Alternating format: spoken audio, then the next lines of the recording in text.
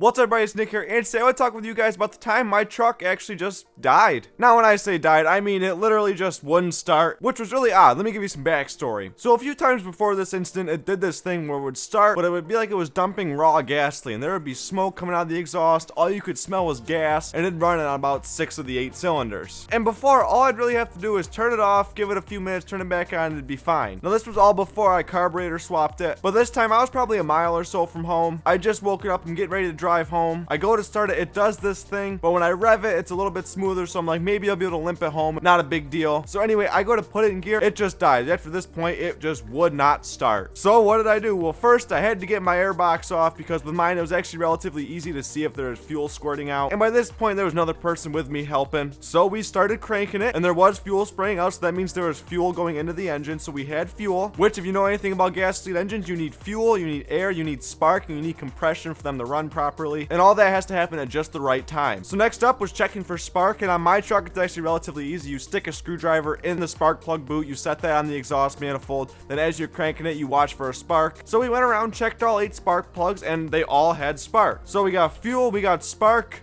What's going on? Well, next up, we were thinking some sort of compression problem, which that's not the case. My head gasket was redone only a few months ago. All the valves were redone, so there was no issues with the compression. But during more tests and just diagnosis, we tried different ignition modules, things like that. We noticed that the fuel had just stopped spraying out. Now there was no fuel, which that was odd, because when I turned on the key, I could hear the fuel pump prime. And you know, my truck is 27 years old. It could have been maybe the fuel pump's weak. So I disconnected the feed line off the back of my throttle body. I turned on the fuel pump, and I had a good steady stream of gasoline. There is a little fuel pressure diaphragm, which I actually had just replaced literally probably 2 weeks before this incident because of the issue I was running into. So the whole throttle body was very recently rebuilt, but it was just very strange. So I grabbed my multimeter, I checked for voltage at the pigtail wiring for my fuel injectors. They had power, so it was seeming like the injectors just kind of went bad. So we grabbed a can of gasoline, we dumped a little down in the intake manifold, tried starting it, and it actually ran. I mean, it was only for a few seconds because there was raw gasoline in there, so clearly it had the potential to run. So whatever, at this point, I mean, we were just gonna tow it home. I was only a mile, so it wasn't a huge deal to tow it in neutral. You don't want to do it for long distances because your transmission doesn't get proper lubrication, but that short of a distance,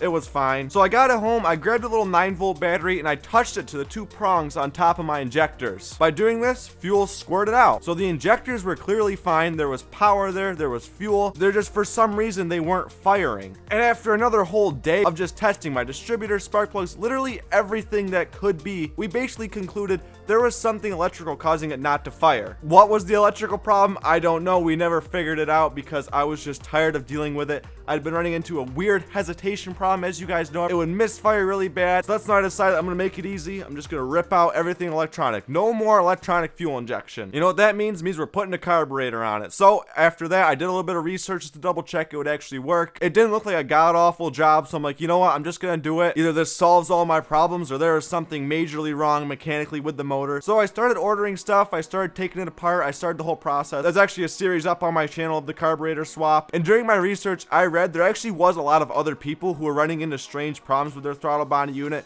One person that was running way too rich, the truck would barely run, kind of similar to my problem. The other person that was running way too lean that their exhaust manifold actually would get orange hot. But now my truck has a carburetor on it, and ever since I did that, it has been flawless. It runs so much better. The throttle response is instantaneous. It just takes off. It's so smooth. And honestly, when it was still summer, it was still really hot out, it would crank and fire right up. And this was all out of the box, mind you. That's why I'd recommend an Edelbrock carburetor, because out of the box, a lot of reviews and my personally, they were perfectly tuned, except the idle. The idle is a little too high. I have to adjust that. But other than that, just basic daily driving, it runs flawlessly. And with a carburetor, it's just in general much more reliable. There's no electronics to go wrong. It's all mechanical. Fully rebuildable if something goes wrong. There's parts everywhere, and just in general, there's a lot of people who know how to fine-tune carburetors. If it starts running weird, I can take it somewhere and it'll get sorted out. And overall, it's just much simpler with a carburetor. And not to mention the ignition system, that is now mostly mechanical. I do still obviously obviously need a 12-volt signal for the distributor, which they had no problems. I used the old wire from my old ignition module, plugged that in, we are good to go. But other than that, the timing advance is all mechanical, vacuum controlled, very little electronics that can actually break. But I did have to save some electronics. For example, I needed to save the throttle position sensor wiring because with my 4L60E, it needs a throttle position sensor, an RPM signal, a vehicle speed sensor, and one article said coolant temperature sensor. I just kept that because I wasn't going to risk it, but don't quote me on that. And I just had to splice in a new pigtail wiring for my throttle position sensor because I used a US shift one. I had to make one more splice in the back. There's a purple wire that used to plug in. I had to splice that into the white tachometer wire, which mine had a tachometer test lead,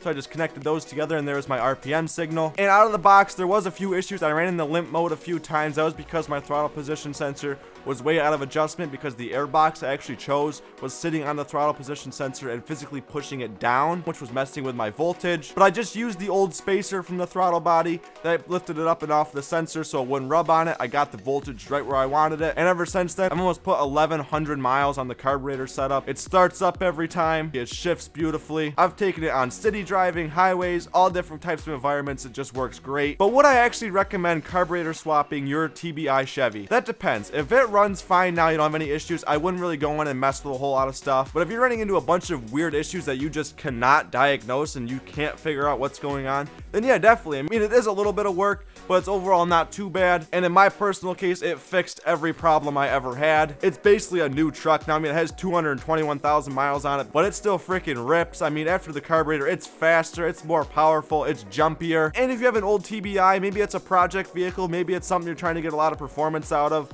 then yeah, put a carburetor on it. You'll be able to get maximum performance out of a carburetor as opposed to that TBI unit. One thing to note with a carbureted motor is that cold starts, it's kind of a learning curve. I mean, I did mine in the middle of summer and it's just starting to become winter, so I'm kind of learning the best way to start it. It's pretty simple though. Mine, I have a manual choke, so it's a physical cable I have to pull and push in to choke it. You can get them with electronic chokes. I'm not entirely sure how those work. I didn't read too much about them, but it's not that bad to learn how to cold start a carbureted motor. It's just a little bit more. You actually have to pump the gas, and if you pump the gas too much, you might flood it, but it's all depending on the carburetor you choose and your motor. But that's it for me, guys. This is kind of the conclusion of the carburetor swap series. I wanted to put at least 1,000 miles on it before I made this video. Make sure to comment down below your thoughts on a carburetor swap. But thank you all for watching. I'll see you guys next time. Peace out.